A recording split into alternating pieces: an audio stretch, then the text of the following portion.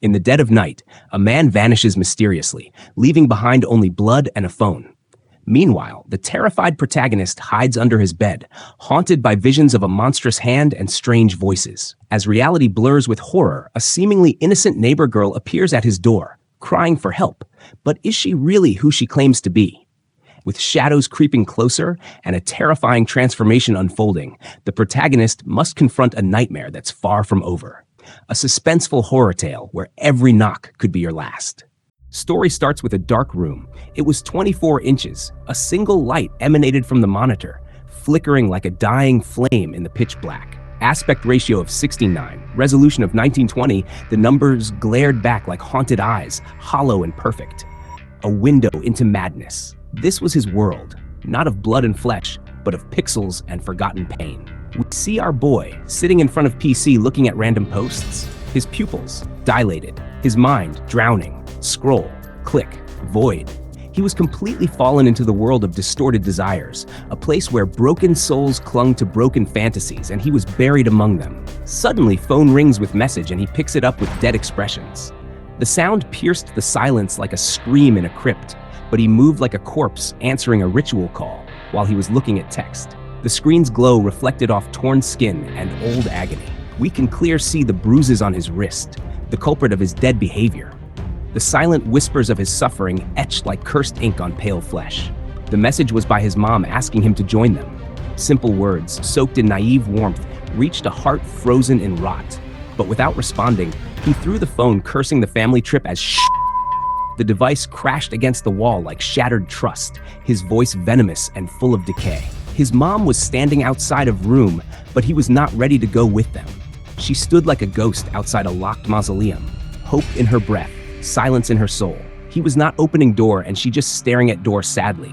Her fingers trembled, too afraid to knock, too shattered to walk away. She was speechless, had no words. Even her sorrow dared not disturb the choking air between them.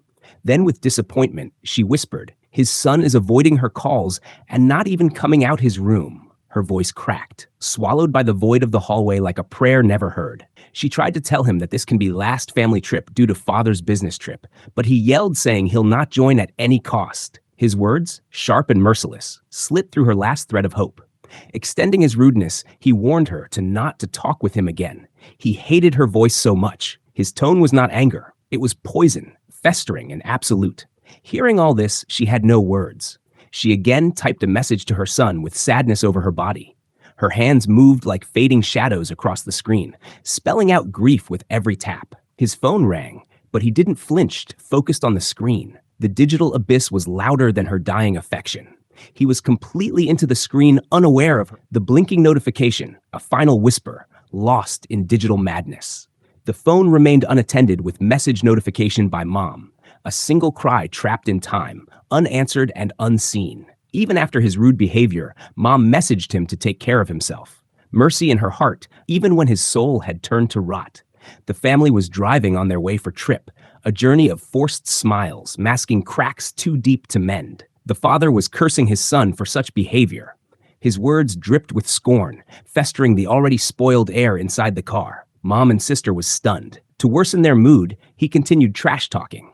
Each syllable clawed at old wounds, tearing new ones beneath. Then his glaze felt on mom and started scolding her for raising such mannerless kid. His eyes were daggers. His blame, a relentless storm she had weathered too long. But for her defense, sister tried explaining father that it's not her fault. A flicker of light amidst encroaching darkness, swiftly drowned. Father focused on sister's behavior now, and they kept arguing for a while. Anger passed like a curse, infecting each word with venom. Sister shouted that father don't even visit home, so he don't have right to scold mom. Truth sliced through the car like a scream in a coffin. Dad was so frustrated at his son. Greeting his teeth, he was cursing him. Each word heavier than the last, damning a boy not present to defend himself. To calm them down, mom asked them to stop arguing and focus on family trip.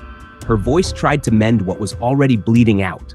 But father was not in such mood and again started scolding mother, counting all her faults. His voice, thunderous and unforgiving, like judgment itself. But in same time, truck was approaching their car. Death rolled quietly forward, unseen and unmerciful. Inside a truck, a man was having nosebleed, his eyes distant, hands trembling, fate guided by chaos. Inside car, mom starts serving tea to ease the tension. Her hands shook, pouring warmth into cups like a farewell she didn't know she was giving. Accepting her rudeness, sister apologizes father. A fragile truce, sealed by tears and exhaustion. Father also accepts her apology and apologizes her back, calling her princess. Looks like everything fine now. For a breath of time, the storm seemed to sleep. But then sister started screaming, noticing something dangerous. A shriek born not from fear, but from doom itself. Worried, Dad looked at her, shifting his focus, and the truck was right in front of them. His face twisted in horror, a second too late to rewrite fate. Sister pointed towards truck, and Dad was freaked now. Reality shattered in his eyes, silence filled by screeching metal approach. Everyone in car noticed the approaching truck, and they all were into fear. Frozen in that final heartbeat, all masks dropped to raw terror. The bright light flashed, consuming all their fear, and then nothing but white. And next moment, everything was gone. Obliteration. Swift, merciless, final. Scene shifts at home and phone was ringing. In that cursed room, time crawled on, unaware of what had been taken. Protagonist was sleeping and didn't care to pick it up. The dead won't wake for echoes. But surprisingly, he picks up a flicker of instinct, perhaps, and took a look at his phone. The screen shone with names now swallowed by silence. Sensing it was unimportant call, he kept it away without picking up. Ignorance still veiled the horror waiting on the other side. But it again started ringing unstoppably. Urgency pierced through apathy like a dagger through fog. Frustrated, he woke up cursed at it. The living still cursed what they didn't understand, and then picked up the call, his voice empty, unaware of what he was inviting in. But his expression darkened when someone started inquiring about his family. The words clung to his skin like frostbite, and then his eyes widened in shock. Truth spilled in, a flood of red and sorrow. This person is Cha Hyun-soo, 18 years old high school student, but that title now hung hollow in the stale air. He was failure, left studies and now shocked completely, a corpse breathing, waiting for one final nail. He dropped the phone after hearing tragic news. The fall echoed louder than any scream. He was completely darkened, hearing he lost all his family, and now he is the only survivor, a boy once dead inside. Now truly alone in a world that had swallowed the last of his light. Scene shifts to a few days later. At Green Home Building, someone was mowing the lawn. Footsteps were approaching. It was the protagonist. Suddenly, the lawnmower's blade snapped. It flew straight toward the protagonist. But luck favored him. It struck a tree behind him instead, missing him by inches. He didn't even flinch. The blade was embedded deep into the tree bark. He looked back at the blade, realizing what just happened, and felt oddly fortunate. The security guard who was operating the mower rushed over and apologized for the near disaster. As he spoke to the protagonist, fear trembled in his voice. The fierce, unreadable expression on the protagonist's face was enough to terrify him. They stood outside the building as silence slowly settled between them. As their conversation began, the security guard struggled to catch the protagonist's low, almost inaudible voice. The guard asked why he had come and why he'd never seen him around before. But there was only silence. The protagonist wasn't in the mood to talk. With effort, he tried to speak, but his words dissolved within his mouth before they could be heard. Eventually, he managed to whisper that he had just moved in. The guard recalled that he was the new tenant and asked why he was alone. Again, the protagonist mumbled something, but it went over the guard's head. He finally managed to say that he was alone, an accomplishment in itself. Hearing those words, the guard fell silent, perhaps out of sympathy or fear to press further. The guard wondered why someone his age would leave their family, but quickly changed the subject, asking when his belongings would arrive. The protagonist replied that they would come in the afternoon. The guard told him to meet in the evening for some purpose, and then the protagonist walked away. As the guard watched him leave, he thought of him as an awkward man. Suddenly, his nose began to bleed. He noticed the blood, wiped it in confusion. He stared at the blood curiously. It had never happened before. Inside the building, there were 2 lifts and a narrow corridor. It was room No. 410. The protagonist dropped his bags on the floor and stood there silently staring out the window. The view outside was calm, scattered buildings and distant mountains. His eyes locked on the scene, expressionless. He had lost everything. Then abruptly, he closed the curtains and sat on the floor. There he sat, cursing the situation. His mind drifted to the family's funeral. People were whispering about the family, how successful the father was, how beautiful the mother and daughter were. But when it came to the son, they were dismissive. He hadn't even attended the funeral. Someone said they'd tried calling him multiple times, but he never answered. Everyone was angry at the protagonist. Then, suddenly, he appeared, wearing slippers. People were shocked by both his arrival and his casual attire. He felt awkward as he passed through the crowd. Fury filled the room as people shouted that he finally decided to show up. But he ignored them all, as if walking through an empty hall. People were outraged that he didn't even remove his slippers and headed straight to the bodies, showing blatant disrespect. Then he spoke a single word: "I checked." Everyone was confused by what he meant. He said he hadn't wanted to come, but something didn't sit right with him. Then he pulled out some documents and threw them on the floor. They were 3 bank passbooks, altogether holding just $20,000. Looking at the family photos, he shouted in rage, "How can I live off of this?" Everyone in the room was stunned, including me. Bursting with anger, he screamed, asking how they expected him to survive on such little money. Then he began cursing them. Everyone lost their patience at his outburst. They rushed at him, ready to throw him out. Someone grabbed the hood of his jacket. He was surrounded by the furious crowd. He tried to resist and screamed, but it was useless. Someone punched him, and finally, they threw him out of the room. They even threw the passbooks after him. As a reader, it felt strangely satisfying. As he sat there, his present self loomed over that memory. He began cursing his past self. Sitting there, he started calculating how many days he could live on that money. And in frustration, he made a terrible decision. He decided to sell the house for more money. But as the idea settled, tears filled his eyes. He knew it wouldn't last long either. Scene shifted to the present. He sat silently, assessing his life choices. Then, a chilling thought crept in. He began contemplating suicide. With that thought, he pulled out his phone, opened the calendar, and randomly selected a date. He started typing something. He wrote the word suicide on the 25th date, and just like that, the date was chosen to end it all. He threw his phone on the ground. He was frustrated as there was no internet that day. He started unpacking his PC from the box. He completed the PC setup successfully. He pressed the switch on button, and the system started its boot up sound. The system started to load. Guess it was searching for internet. But nothing was working. He sat silent, unable to do anything. Accepting his defeat, he laid on the floor. Then his eyes were caught by something weird. It was a spider near the lamp. He felt it creepy. But then, his eyes widened in shock as he heard a voice. "What you gonna do about it?" He quickly got up to look. Who was that? His focus shifted to the wall, wondering if someone was speaking from the other side, but there was nothing. He creeped out as he found nothing and remained confused. Then suddenly, breaking the silence, his doorbell rang. It was the guard, and the protagonist was unsure why he came. He opened the door slowly, asking him why he came there. Looking at this kid, the guard reminded him about their meeting at the office earlier. While he was talking, the protagonist's focus shifted to his nose plug, used for the nosebleed issue. The protagonist asked him, "What about the meeting? Is it really important?" The guard explained that it wasn't important and suggested he not sign any document, as they had some dispute with the construction company. As uninterested as he was, he declared that he would not do any such thing. The guard thanked him for agreeing so easily. The protagonist told him to go away. But before going, the guard offered him orange juice. The protagonist was confused. Why was he doing this? And what happened to his hand? But to shoo him away, he accepted it, and the guard went on his way. Looking at him going away, the protagonist felt something weird about him. He started examining that juice bottle. In that moment, he heard something. It was the girl living next door, talking on the phone about some audition. It felt like she was trying to assure her mother that this time she would be successful in the audition. Her mom suspected if she was doing something dirty in the industry, but she assured her and hung up the call. And in that moment, her eyes fell on the protagonist.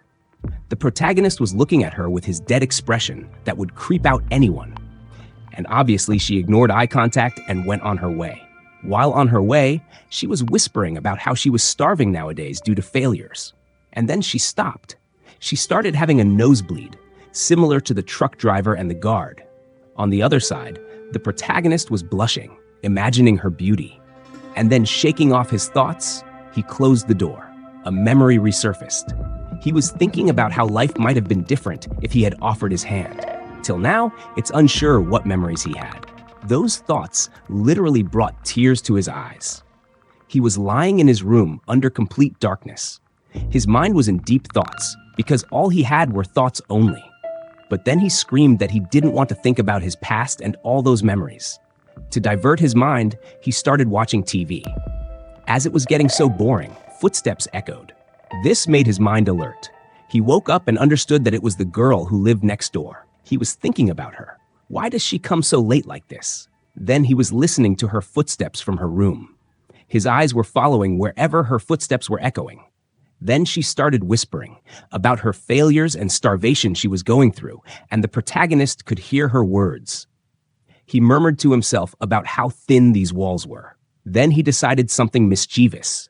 He got up and kept his ear on the wall to hear more from her side. He was listening to walking sounds only. But then he heard something different. It was the meowing of a cat. He heard her talking with her cat about food. And now he knew the girl also had a cat in her house. But then he blushed as she took her cat to get a shower with her. And that shocked him, and he got away from the wall. He again started watching a TV show. But inside his mind, the image of the neighbor girl was appearing. And then he suddenly imagined taking a shower. As she was saying a while ago, he blushed hard, and it was visible on his face. Then he started shaking his head to wipe out all the incoming weird thoughts. But he couldn't control it, and thought about how much hope that girl had. All these thoughts made him think that this place was really good. But then his surroundings started to shake. It was due to the loud noise coming from the upper floor. He looked up, and that noise was increasing, shaking his lamp. His frustration was clear, and he started cursing. We see it was noise from the guitar. It was the girl living on the upper floor playing guitar so loud. She was totally into the music, not caring about others' peace. But it took all peace from the protagonist's day. And again, he started thinking, this place was the worst ever. Music changed his thoughts in less than a second.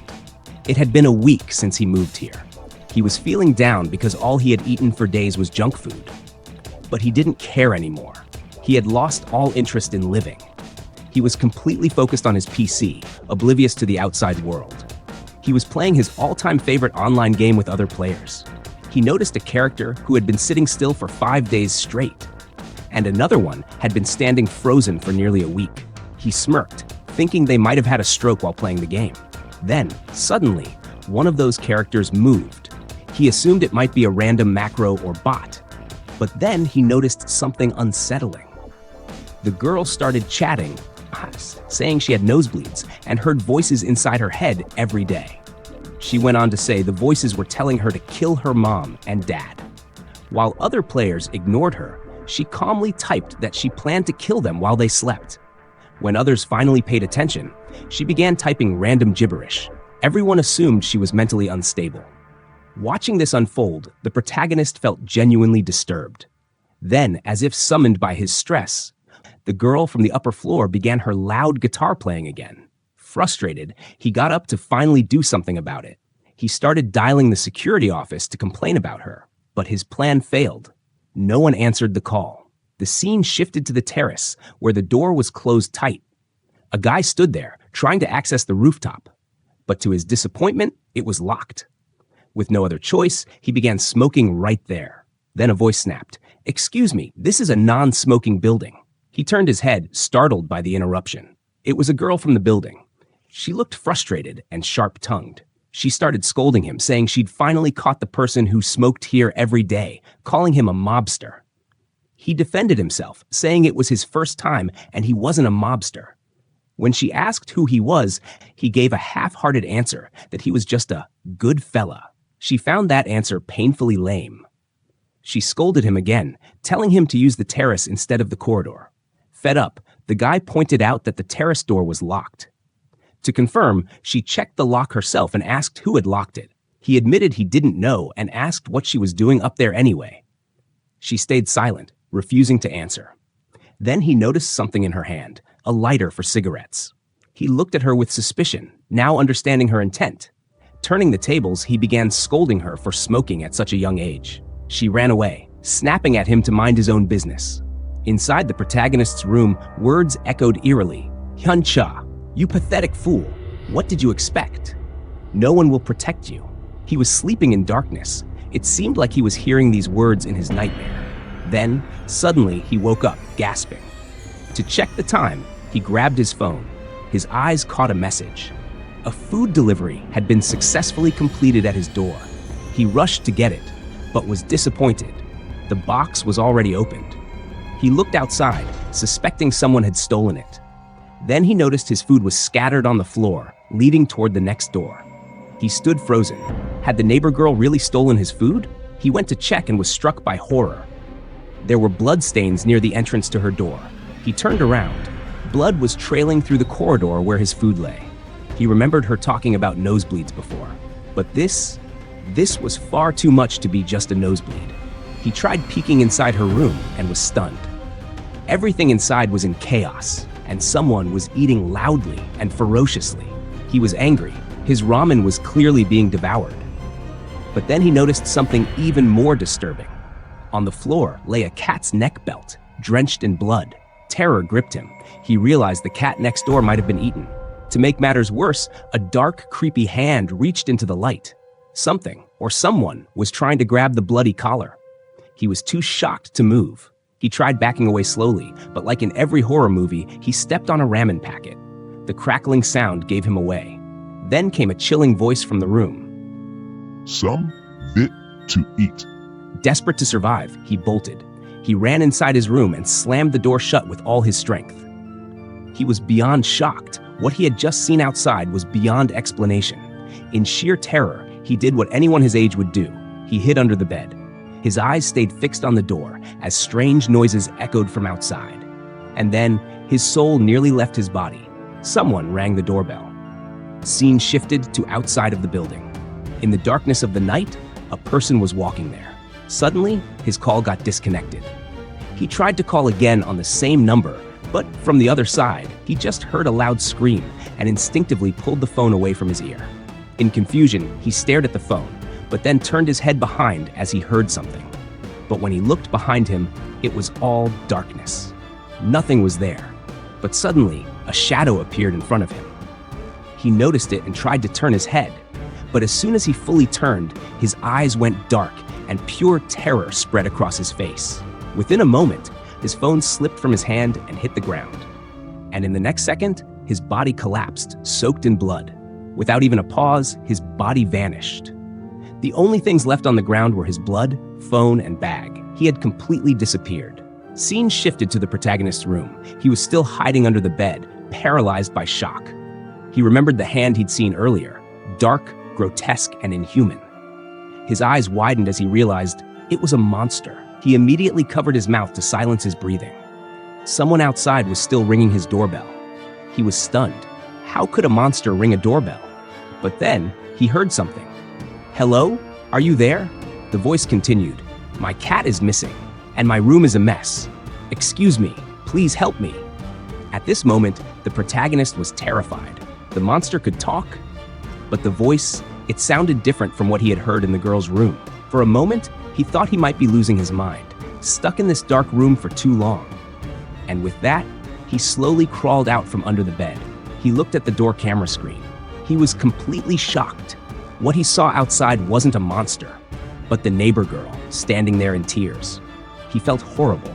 Was he starting to break down mentally? With trembling hands, he pressed the mic button to reply to her. The girl finally noticed someone was inside. The protagonist asked her why she came to him. She answered, begging him to help her. The protagonist was confused. "Help you how?" he asked, and she replied, "Call the police." His eyes widened when the girl said there was blood and empty ramen bags outside. Still shaken, the protagonist asked, "Don't you have a phone?" She answered that she didn't, and again pleaded with him to call the police. The protagonist told her to call the security office for help because he couldn't assist. Hearing that, the girl went silent. With suspicion growing, the protagonist hesitantly asked her to show her arm. The girl was confused, like she hadn't heard him. But he repeated himself. "Show me your arm." This time, even though she clearly heard him, she remained completely silent.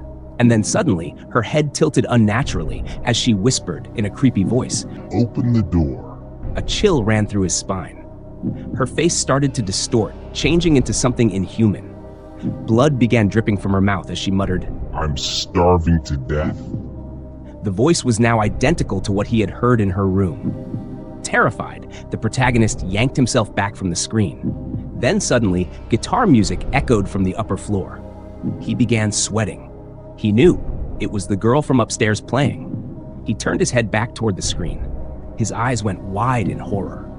The girl on the screen, now fully a monster, burst into maniacal laughter, and in the very next moment vanished. He could feel it. She was running through the corridor, up the stairs. He shouted, "Stop the music now!" He knew the girl upstairs was unknowingly summoning death. Panicking, he looked around and saw a mop. Without thinking, he grabbed it and broke off the mopping head, turning it into a crude weapon. He kicked the door open and stepped outside. Heart pounding, he scanned the corridor. No one was there, but blood stained the floor. He was certain. The monster went up the stairs. Still shaking, he screamed that he'd destroy the monster to save the girl. Suddenly, he heard footsteps coming from the stairwell. His hands trembled uncontrollably. The steps grew louder, closer. Sweat dripped from his face. He was so terrified, it felt like he could die from a heart attack alone. Someone, something, was coming. Was it the monster? Was it someone else? Or something worse? Who knows? Please stay tuned for the next part to find out. He drifted into his memories where he was being mercilessly bullied. He lay on the floor, blood trickling from his nose. With a maniacal grin, the bully claimed he had a reason for doing this. Frustrated, the protagonist looked at the bully with a fierce, defiant glare. Seeing that defiant look even after such a brutal beating, the bully mockingly applauded him. Then, with a crooked finger, he pointed at a boy standing nearby. That boy flinched the moment the bully's finger landed on him. With the same twisted smile, the bully said it was the boy's turn now. Looking at the blood-covered protagonist, the boy's face turned pale with fear. It seemed the bully held a grudge because they were friends with the protagonist. The boy was drenched in sweat, trembling, unable to speak. The bully turned to everyone else standing there, accusing them of befriending the protagonist. Then, with a cold and commanding voice, he handed the bat to the boy. He ordered him to hit the protagonist, but the boy was too terrified to move. Closing his eyes in fear and tension, the boy hesitated. Still trembling, he pointed the bat toward the protagonist, preparing to strike. Already bleeding and worn, the protagonist closed his eyes and silently accepted defeat. The boy whispered a shaky apology and with great reluctance raised the bat to strike. Suddenly, the scene shifted to the present. The protagonist stood, waiting for an approaching danger. His eyes widened in fear, his body drenched in sweat. He questioned why he was trying to be a hero in such a creepy and hopeless situation. His hands trembled.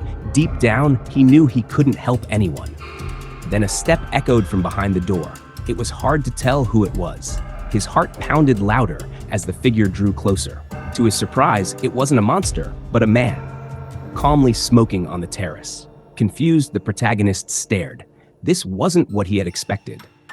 The man, equally puzzled by the scared boy before him, stood silently. Then, with an annoyed expression, the man muttered he didn't want to deal with thugs today. The protagonist stammered, trying to explain he wasn't a thief. The man chuckled, revealing he was just joking. Approaching with a smile, the man asked what the protagonist was doing with the pole. But then his eyes fell on something strange. Behind the protagonist, he noticed blood smeared across the floor. His expression grew suspicious as he stepped closer. The protagonist grew anxious. It was going to be hard to explain. The man scanned the corridor, torn ramen packets scattered, blood trailing everywhere. His eyes darkened with doubt, examining the scene with growing suspicion. Pointing at the chaos, he demanded to know the protagonist's true identity. Panic surged through the protagonist. How could he possibly explain this? He muttered that it was all a misunderstanding. But the man's fury grew. He pressed the protagonist to tell the truth. His rage made the protagonist visibly uncomfortable. With a trembling voice, he finally spoke. A monster. The man froze, his eyes losing focus in confusion. It seemed he couldn't fully comprehend what the protagonist was saying. The protagonist added that the monster had gone toward the stairwell. The man laughed at what he assumed was nonsense and raised his hand to hit him. But before he could, his own nose suddenly began to bleed. Startled, the protagonist noticed the blood too as he tried to defend himself. The man froze, staring at the blood. He hadn't even touched the protagonist yet. So why was he bleeding?